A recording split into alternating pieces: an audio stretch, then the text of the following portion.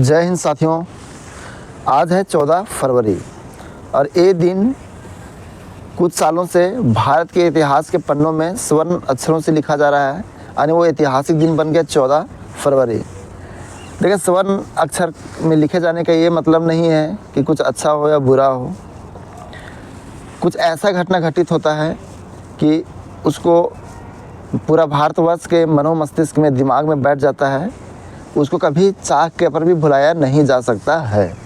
तो आज दोस्तों 14 फरवरी है, तो एक भारतवर्ष में एक तरह से शोक का एक माहौल जिसको कहते हैं, उस माहौल को फील करने का दिन है। यानी आज के दिन में एक ब्लैक डे के रूप में एक तरह से पूरा भारतवर्ष में मनाया जाता है।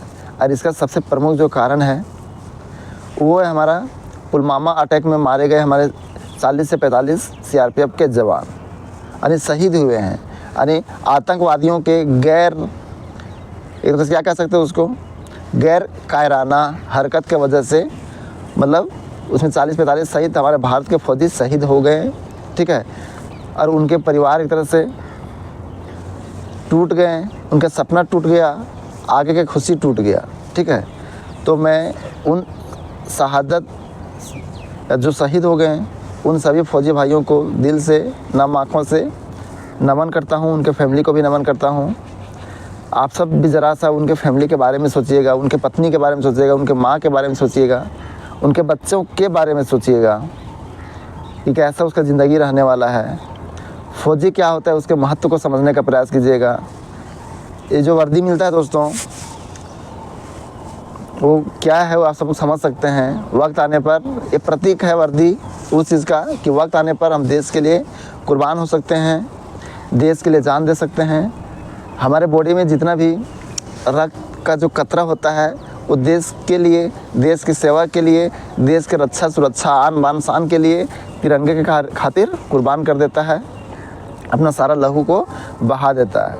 ऐसे ही नहीं कहा गया है कि हमारा जो तिरंगा है वो जवानों के लहू से रंगा हुआ है दोस्तों। और उनके जब शहादत हो जाता है तो उनको तिरंगा में लिपटा करके घर पहुंचाया जाता है। अब ऐसा सुकून का पल, ठीक है, कहाँ मिलेगा। तो एक बहुत गर्व की बात है उन फौजियों के लिए जिनके कफन में तिरंगा मिलता है। तो ज़रा सा आप सब भी भारतवासी हैं तो आपका भी सोच अच्छा होना चाहिए उनके प्रति। फौजी को जो वर्दी मिलता है वैसे नहीं मिल जाता है, उसके लिए कितना बड़ा कर्ज उतारना पड़ता है वो आप सब समझ सकते हैं। और ऐसा जो शहादत होता है दोस्तों, एक नहीं प्रत्येक साल कई हमारे फौजी साथियों का मतलब शहादत हो जाता है, उनको अपने प्राणों का आहुति देना पड़ जाता है।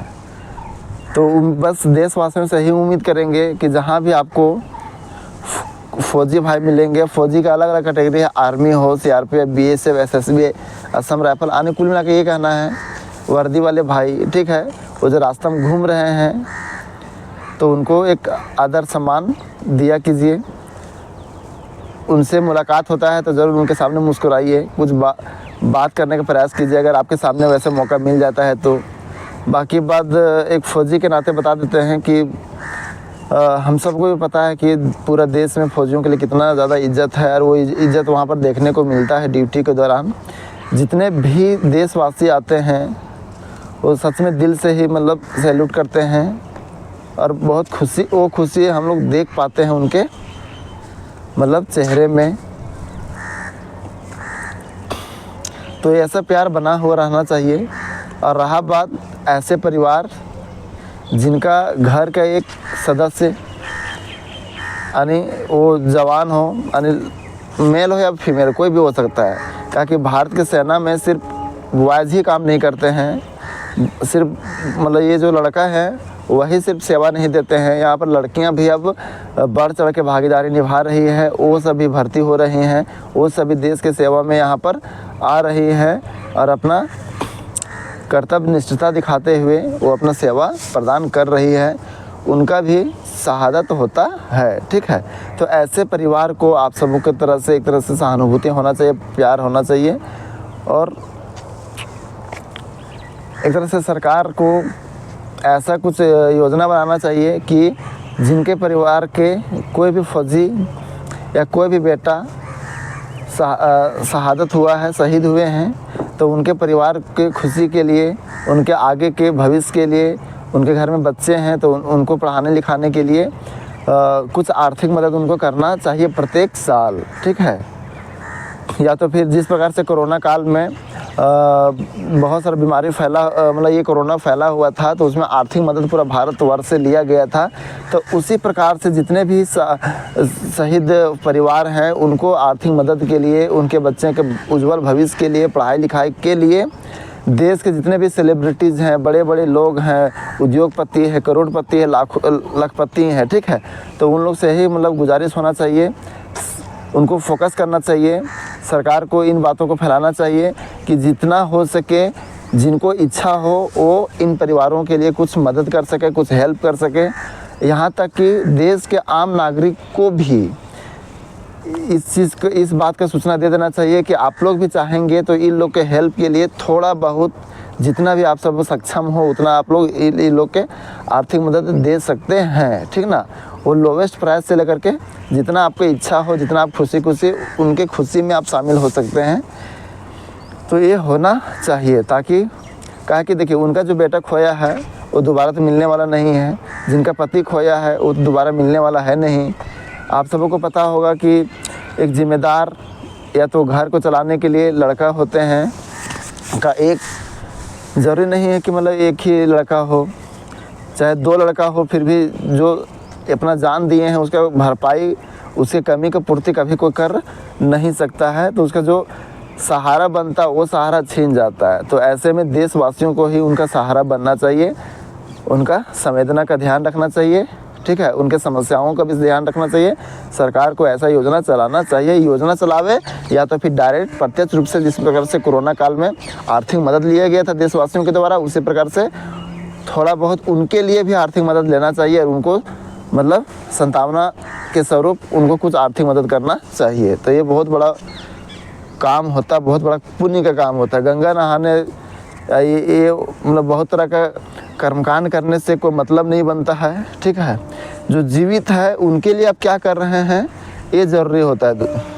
इसलिए अगर गलती से ये मेरा बात किसी जिम्मेदार इंसान के पास अगर पहुंच रहा होगा, मेरे बात को समझ रहे होंगे, तो अपने स्तर से इस बात को फैलाने का प्रयास कीजिएगा, जागरूक करने का प्रयास कीजिएगा और संवेदना प्रकट करने का प्रयास कीजिएगा, और हो सके तो हेल्प करना भी है और हेल्प करवाने का प्रयास करना है।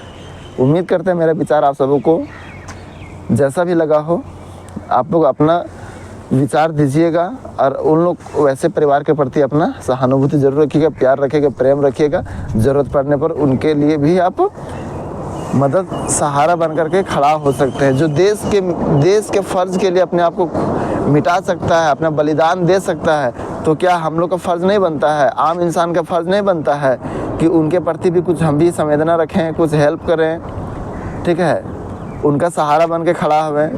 देखिए सारा कुछ किया जा सकता है, बशर्ते उनका ऐसा अच्छा सोच होना चाहिए। जैसा सोच रखेंगे वैसा होगा, जैसा नज़र रहेगा वैसा नज़ारा बदलेंगे, ठीक ना। इस रियलिटी है, इंसान के अंदर अगर इंसानियत हो, अच्छा सोच हो, अच्छा विचार हो, ठीक है, तो सब कुछ अच्छा होगा।